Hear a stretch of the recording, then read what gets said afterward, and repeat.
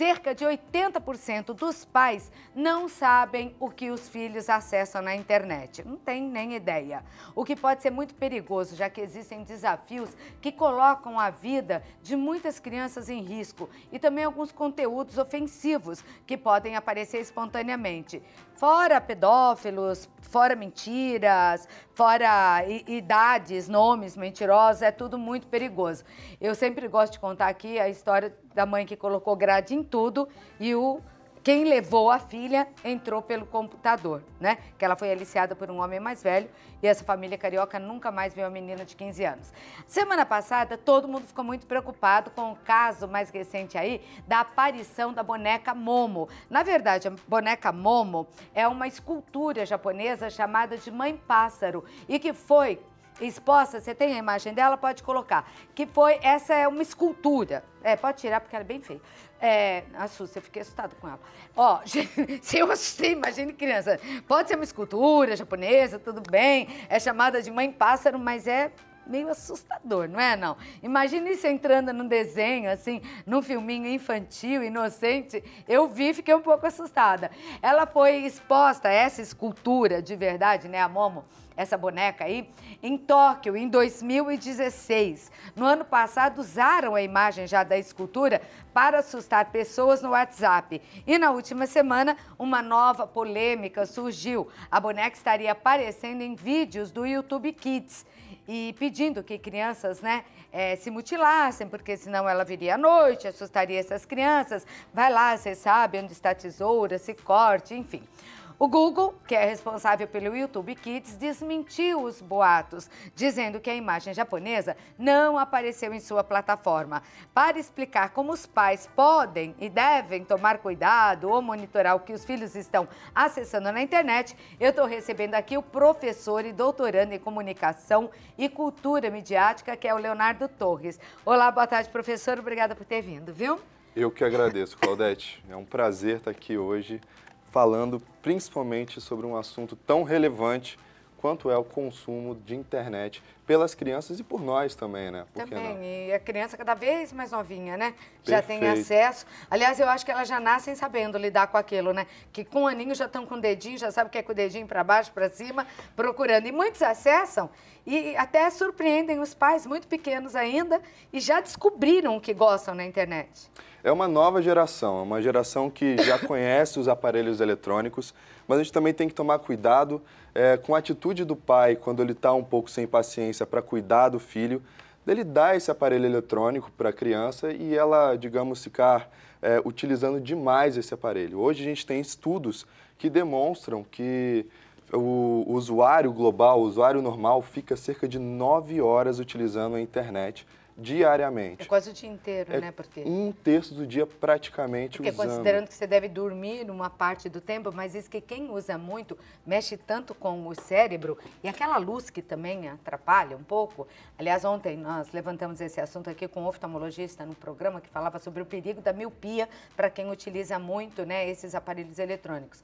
Mas tirando isso, tira o sono também, não é? Com certeza tira o sono. A gente tem até algumas funcionalidades, né, desses aparelhos que, digamos, reduzem a luz ou então tiram o frio da luz, né? Ela fica menos azul e passa a ficar um pouco mais quente, mais vermelha. Mas isso não significa quase nada, porque a gente precisa da escuridão, a gente precisa dessa luz mais amena para conseguir sentir o sono, para conseguir dormir bem e também ter um dia mais produtivo, mais, digamos, saudável, né? Aparições como essas da boneca Momo, o que se descobriu, na verdade, até agora? Olha, essa boneca ela já apareceu... É bem feinha, você não achou? Ela é horrível, né?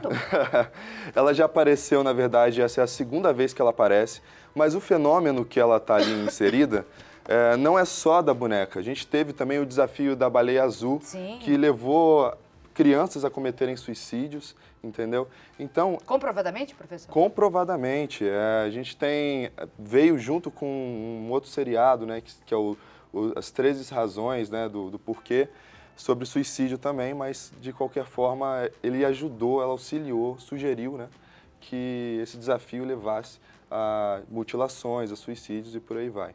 Esse é um grande problema porque muitas das crianças principalmente de 0 a uns 7 anos, elas ainda não têm uma consciência ética, uma consciência de achar o que é bom e o que é errado, né? O que é o certo e o que é o errado.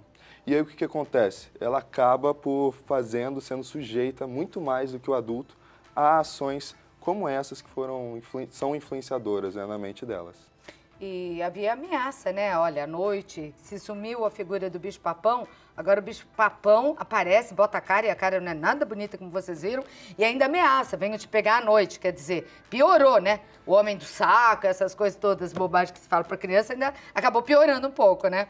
Perfeito. Eu sempre falo isso para colegas que têm filhos, para vocês também que estão assistindo agora e têm filhos. Se a gente não leva as crianças para fora de casa e não deixa elas saírem sozinhas, por que a gente faria isso na internet, sabendo que a gente não sabe o que pode acontecer na internet? Hoje, a internet ela é dona, todo mundo é dono de tudo. Tudo pode influenciar na internet.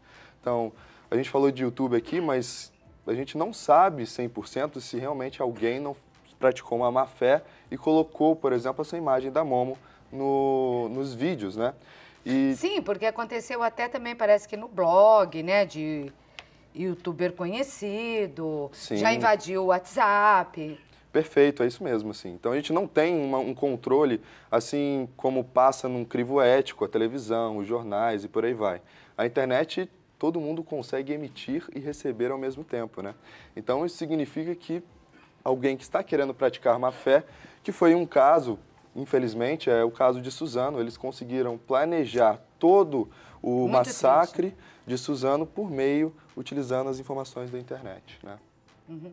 Agora, então, qual a sua orientação? O que os pais podem fazer? Porque os pais trabalham, não é? Antigamente dizia-se que a TV era babá de criança. É verdade. Não é? Muito se falou isso no passado. Mas, atualmente, por mais que você tenha a possibilidade de colocar câmeras na sua casa, monitorar filho na creche, na escolinha e tal, tirar o celular da mão de um é muito difícil. E você tem que trabalhar, tem que levar a sua vida. A mulher está cada vez mais no mercado de trabalho. O que você orienta, professor? Olha, a mulher no mercado de trabalho é sensacional. A gente tem que sempre trazer relacionamentos igualitários. E é verdade. Parece que a sociedade e o mercado de trabalho hoje, ele faz com que a gente trabalhe como se não tivesse filhos e a gente tenha filhos como se não estivesse trabalhando, né? É verdade. Então, é difícil isso, né? É muito difícil. E o que acontece? Qual que é a dica? Tentar conciliar, ou seja, combinar pai e mãe e falar assim, olha, ele vai acessar esse conteúdo, é muito difícil a gente proibir hoje em dia, né? Principalmente porque a gente sabe que eles vão assistir escondidos com os amigos no colégio e tudo mais. Jeito. Mas sentar do lado e conversar sobre os conteúdos com eles na internet ou hoje nos filmes que são online e tudo mais, é uma forma da gente preparar essa criança para esse mundo digital que está vindo e que vai ficar no final das contas. E a partir de que idade você acha que essa conversa pode começar? Porque a criança nasce muito esperta hoje em dia. Diferente, né, do que antigamente. Hoje em dia, como eu falei, já com 2 anos estão digitando melhor que muito adulto, que não era da época, que era da época do orelhão e não do celular. Quer dizer, eles são muito espertos. A informação chega mais rápido. Se antes estava difícil, hoje em dia educar filhos, olhar os filhos está mais difícil ainda. Conversar é sempre o melhor caminho. Mas a partir de que idade você acha, professor, que a criança vai conseguir entender e poder decidir aquilo que ela vai ver no computador? Olha, a partir mais ou menos dos 7 anos é um momento em que a mãe e o pai eles conseguem conversar e, digamos, trazer uma certa consciência para essa criança. A gente sabe muito bem, né, que a partir de 1, 2 anos de idade, a criança já está querendo. Já. Então, o que acontece? A gente pode dar limites e tentar, digamos, limitar alguns acessos que elas têm, estando sempre do lado para ver qual conteúdo ela está, digamos, sendo influenciada, né? Então, assistir ou entrar na internet, mas estar ao lado para ver o que a criança está assistindo. Perfeito. Tá vendo? Se não for os pais, alguém responsável que tenha essa consciência, né? E não faça a internet como algo de distração. Ele não está parando dentro de casa, está correndo. Dá lá o celular para ele, vê se sossega. Dá o celular para ele, dá o desenho que ele sossega. Ele vai sossegar. E muitas vezes você vai colocar ele sentado numa cadeira para se alimentar, por exemplo, para comer os legumes, os vegetais que ele não gosta e você, colocando um desenho, você vai conseguir. Mas mesmo assim, ele vai ser, digamos, hipnotizado. A gente tem pesquisas hoje que demonstram que o uso de 30 minutos de um aparelho eletrônico, ele é igual ao efeito de uma droga chamada midazolam, que é uma droga anestésica. Meu Deus! Em 30 minutos, a gente consegue ficar hipnotizado pelos aparelhos eletrônicos, que estão muito perto. Aqueles que são mais próximos, computador, um tablet um celular, independente da idade? Independente da idade. Nós sofremos disso também. Por isso que a gente consegue ficar 9 horas diariamente na internet e não sente, né? Muitas vezes a gente passa o dia inteiro na internet e não sente. E não sente. Quando vê, o tempo já foi, já, né, acabou tudo. Bom, eu vou lá dar um recado e já volto. Eu queria te convidar para esse papo. Quer fazer alguma pergunta? Como você lida com isso com seus filhos? E você, acha que é uma viciada aí já no celular? Porque tem até mulher que perde o horário do jantar, acaba não indo sacolar, deixa para depois, fica lá no Face, né? Ou fuçando lá no Instagram, vendo uma coisa, vendo outra. E quando você vê, o dia passou e você não saiu ali da frente desse aparelho. Eu já volto, tá bom, professor? Para a gente continuar conversando. Bom, eu volto para a gente continuar conversando aqui com o professor Leonardo. Tem perguntas aí, Geisa? Quando tiver, você passa aqui para mim, tá bom? Leonardo, você estava dizendo que o que aconteceu em Suzano, que as informações que eles conseguiram foram todas pela internet. E pelo que a gente sabe, não só rica em informações, tudo que você digita lá. Um dia minha filha falou, estava querendo saber qualquer coisa, fala, mãe, pelo amor de Deus, nos dias de hoje, você põe lá, batatinha quando nasce, onde eu encontro e o Google vai falar. Qualquer coisa você pergunta e responde. E é isso mesmo, né? Tanto é que alguns já soltaram bombas caseiras que aprenderam a fazer na internet, em escolas ou para essas pessoas. Fora isso, tem os games, os jogos, que normalmente não são... tem muita violência, não são, né? Joguinhos tão inocentes assim. Qual é o risco de uma criança mudar a sua personalidade ou desenvolver uma personalidade mais violenta a partir desses vídeos, de assistir isso ou dessas informações? Muita gente estava falando e colocando a causa nos jogos de videogame sobre o que aconteceu em Suzano. Até isso, Não é bem assim que funciona, as coisas são muito mais complexas. A gente tem uma crise social que, digamos, influenciada pela violência que é praticada não só nos jogos, mas também a gente vê em outras mídias. Basta assistir um telejornal, né? Basta assistir um telejornal, real tá violenta. Entre outras coisas, que fazem e que geram uma violência, como foi o que aconteceu em Suzano. Os jogos, eles podem ser influenciadores, mas eles não são a causa. Porque se a gente tem um pai que acompanha essas crianças, desenvolvem uma consciência ética e até uma consciência mesmo de moralidade, a criança, ela vai fazer o quê? Ela vai começar a pensar que aquilo ali tem que ficar no jogo e pronto. O que não pode acontecer também é a gente ficar 9 horas nos jogos, né? O dia inteiro nos jogos. Uma parte, tudo bem, que é uma questão lúdica e tudo mais, mas o dia inteiro, com certeza não. Tá, mas os pais não precisam proibir esses jogos, não deveriam, mas sim conversar a respeito também. Conversar a respeito, limitar as horas que eles utilizam, porque ele não pode fazer também, ele não pode viver para jogar, sabe? O jogo não pode ser central na vida dele, ele tem que entender que existem outros aspectos que ele tem que desenvolver, porque senão o jogo também vira uma fuga, né, da vida real.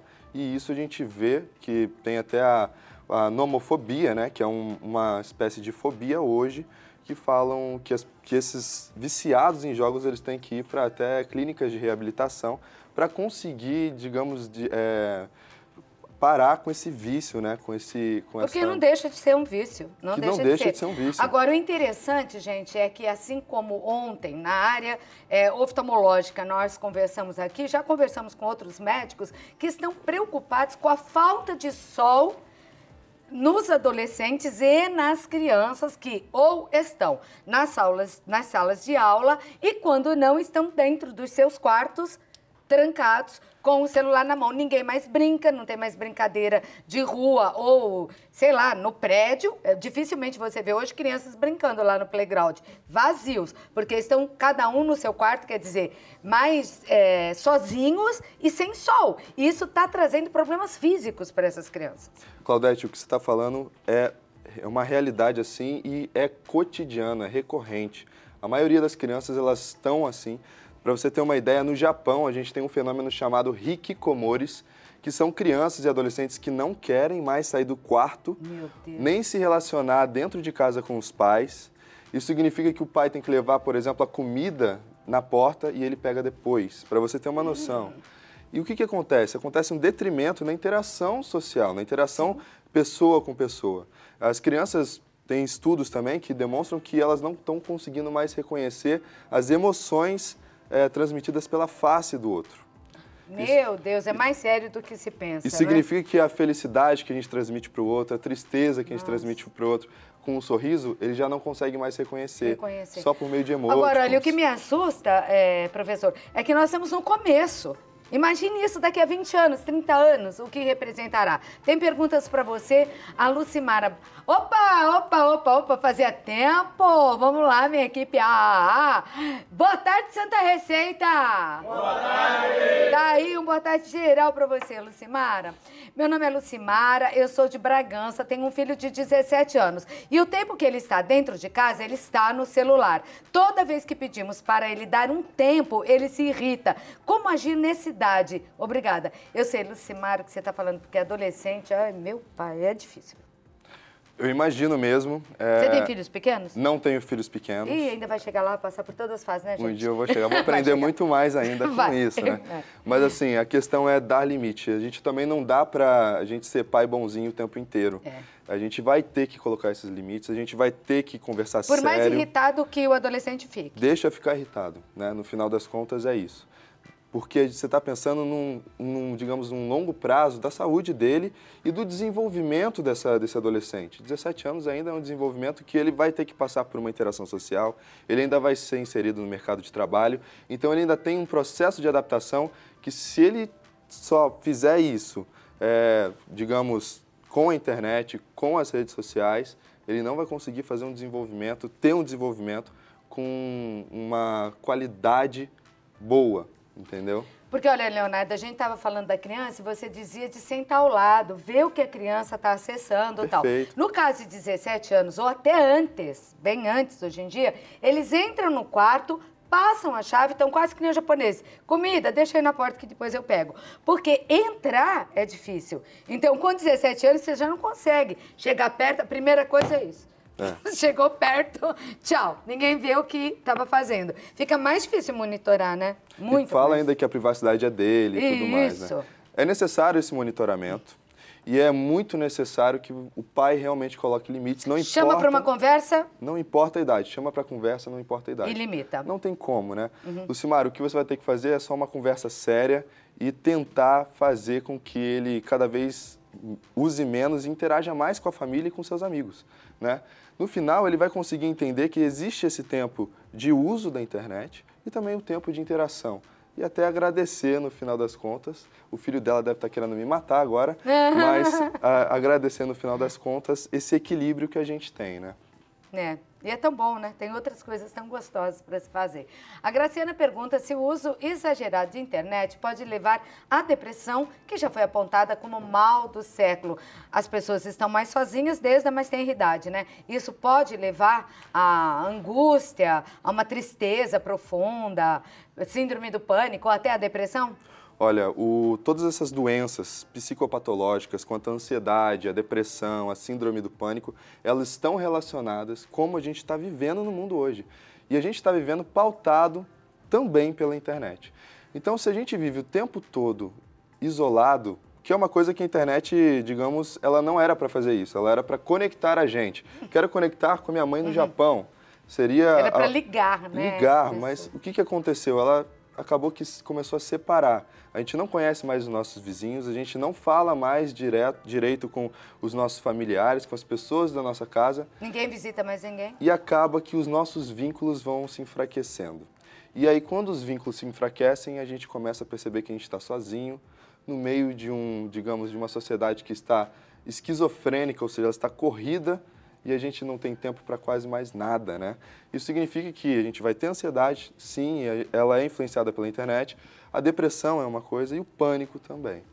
Hoje, gente, é impressionante. Até na missa, em casamento, em velório, você vê pessoas com o celular na mão o tempo todo digitando, né? Não tem mais hora, não tem mais dia. Uma última pergunta, a gente está com o tempo meio corrido aqui, mas eu queria que você deixasse uma orientação aí aos pais que estão assistindo. E, por exemplo, na França é proibido o uso de celular em escolas públicas ou, né, privadas, particulares, é proibido. Você não acha que seria uma medida para tentar fazer as crianças e os adolescentes se afastarem pelo menos um pouco do celular? Porque muitos professores não gostam disso, são favoráveis que as crianças entrem com o celular.